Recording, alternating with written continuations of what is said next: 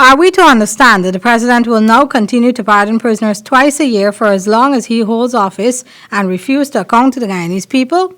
That was the question posed by former Speaker of the National Assembly, Ralph Ramkarran, via a recent post on his Conversation Tree blog. Although a harsh critic of the People's Progressive Party Civic, Ramkarran on this rare occasion supported the stance taken by the party to ask questions relating to the pardoning of prisoners. He wrote, "The public is entitled to know the criteria employed by the President. For example, they should be furnished with the names of the prisoners who have been released and the offences for which they have been charged. This is not and should not be treated as confidential information or state secrets."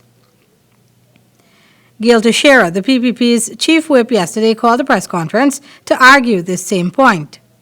The fact that the Speaker has denied the member to ask these questions is unacceptable. The right of the opposition to question in public interest is something that is almost sacrosanct. Rare have been the occasions in the last 24 years when the opposition MP's questions have been denied by any Speaker.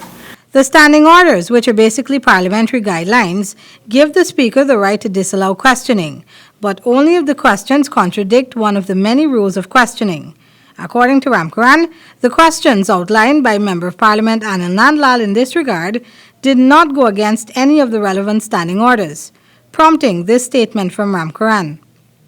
The Speaker was not required to and did not give any reasons for his ruling, but over the past 15 years, Speakers have sought to explain their rulings in order to demonstrate that their decisions were based on rational considerations. This effort was intended to limit allegations of bias.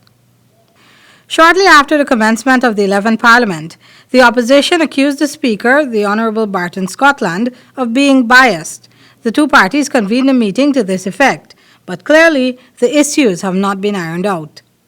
Meanwhile, as it relates to the intention of President David Granger to speak with members of the judiciary regarding the sentencing of juveniles whom he says belong in schools as opposed to cells, the former presidential advisor had this to say. That is outside of the mandate of any member of the executive. The President has to be very, very careful of how he treads in this area.